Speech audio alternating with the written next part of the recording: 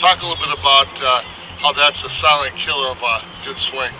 Well, the main thing is you don't want to hit the ball too far out in front of you, so you can have really good mechanics all through your swing and be swinging right on that swing plane with the stab and snap, where I can hit the ball along this entire hitting zone right here. But my mechanics look great to here, but if I continue along with the same swing, all of a sudden if I'm hitting the ball here, that's going to be the bat head starts to roll over with our proper mechanics and dive down, and it ends up hitting the bottom part of the ball, and that can turn into usually a weak cleave or a pop-up where, you know, you look at the swing just with your eyes when you're watching someone hit, and it looks like they're maybe lunging or diving forward with the bat head, when actually they had a good looking swing, and it just, instead of making contact out to the side and back here, they actually let out too far out in front, and it just created a bad swing. That's why we call it the silent killer, because it wasn't necessarily a bad swing, but it was a bad point of contact. And lots of times if you get into the roll, as soon as you start to roll your wrists, on a good snap you go from lag back to impact, but as soon as you start to roll your wrists, your hips disconnect and you can chase out as far as you want to go. So that may be one reason why hitters get into the habit of chasing ahead. And this should be, you know, this should be where you feel you're most powerful in the swing. You know, my front foot is down, I'm rotating around there. You know, I'm still connected with my upper body, my hips and my hands are all connected right here. Once you start getting into the roll, well, you know, my hips are still turning, I'm still rotating, but the explosion of the hips has kind of started to stop here. But if my bat head keeps continuing forward, I already feel disconnected. It feels like my upper body's kind of swinging across my hips, and if I'm making contact out there, it feels very awkward, as opposed to being boom right here in an explosive hit, you know. And then if I'm thinking about the point of contact here, and I do happen to be a little bit early on the swing, I'm at least still hitting the ball here and I can pull it hard. Whereas if I'm constantly hitting the ball out here and I get early, then all of a sudden I'm hitting the ball way out there, and it's just going to be a weak pop-up is usually what presents itself after that. And really to allow the hips to pull and snap the bat head to a good point of contact, we can probably do better by trying to hit the ball backside or up the middle rather than pulling every pitch. Exactly, and if you feel like if you're hitting a lot of foul balls, or if you feel like you're hitting some weak diving balls, or you feel like you're just out in front of everything, you know, think about hitting balls up the middle or to backside, and then it's gonna just make you wait and get that ball back into the point of contact. You know, if you're way out in front on everything, and then you think about hitting the ball up the middle or backside, that might just be enough to get you back on the right timing and it's a non-technical thing, but it can get your swing back to where it should be.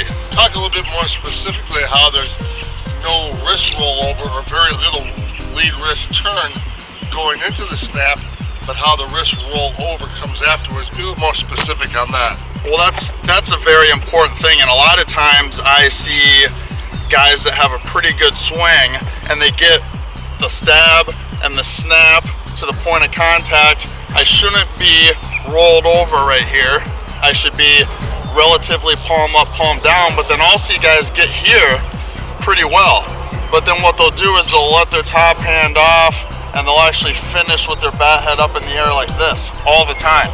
So what's that gonna do? You know, they're getting here and then they're rising up over. Most of the time that's gonna turn into more of a draggy swing, and they're finishing up and over. A lot of weak topspin ground balls or topspin line drives. Instead of getting that stab, boom, snap to there, and once you get the snap, you have to continue. That's where the roll starts. So the roll is boom, you're making contact, the roll continues around, and when you let go of your top hand, you watch all the upper level or elite hitters, boom, they're here, it continues through out to a point B somewhere out in here, and then it continues around. The lead wrist starts to roll right at or after contact. The relatively palm down, palm up, snap to impact is what delivers the power of the bat head into the ball, but the rollover really just allows the bat head to continue to travel on that same path all the way around the body. Talk about the bat path before impact and afterwards, and the rollover really is just a follow through. Not something you really need to manipulate. Right, and that's where if I'm just taking a smooth swing drill here, I just go, boom. You know, I can feel myself snapping sideways, but then, you know, that's where I get all my power, is that leg and snap here. You know, if I'm trying to roll there, I'm not getting any wrist torque. You know, the wrist torque right here is where all that power comes from, and then the continuation of that is, you know, if I'm just doing a smooth swing, 1, 2, 3. You know, I feel the snap is what whips the bat into contact, and then the roll is just what finishes the swing through to continue, like you said, to continue it along that swing plane, because I can snap to here, and if I don't start to roll or continue to roll the bat head, then I'm going to end up flying off like this or even diving down. And we always say in the lessons, and as we strive to improve our own swings, that it's important to have the one-hand finish like you see most of the great hitters have. They don't all have it, Wegman doesn't, but certainly most of them do, and that allows you to be, if you can finish fast all the way behind you with the bat head coming down because the wrists have rolled over and continued on that path, then you're going to be faster at impact, right? And the swing is so explosive that you almost, you know, it's difficult for me to hang on with both hands. You know, if I'm exploding to here and then continuing, it's just boom. You know, the top hand snaps and then it comes right off. You know, Wegman's one of the only guys that actually, you know, he continues here. You know, after contact, he continues out here and then he brings it up. So it looks a little bit different. But what you'll see with a lot of the rec guys is they'll get here, and then if they let go with the top hand, they continue up like this, which is not the correct bat path. Or if they hang on to the bat, they get to here, and then they're rising up, and they end up finishing high like that. So you really want to get that explosive snap to impact, and then it's just boom.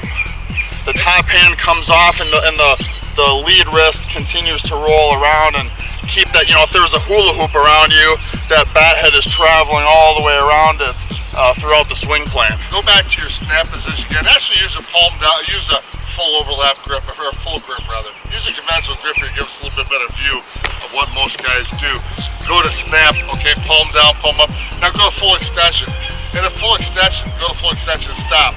Both arms are fully extended, and as Scott Kirby said to us, he feels like the bat is whipping so hard around that he's almost hanging on to it to keep it from flying out of his hands. That's why he just let it come out of the top hand in full extension, and that's where your release point should be. Nowhere near before. It's only at full extension where you release it or slightly after. Right, where if you see on tape where you're making contact and then you're letting go of the bat head here, I mean, you're bailing out on it. You know, you need to continue, boom, you get here, and then the wrists continue to torque and then start to roll out here, and then only at that point, you know, I feel like I'm almost taking the bat in my left hand, my top hand, and almost continuing to throw it around, throw it out of my hand. I get to here, wrist snap, and then boom, you know, the lead wrist rolls and the top hand kind of just throws the bat out of my hand instead of hanging on to it. It would be hard to hang on to it. It feels awkward.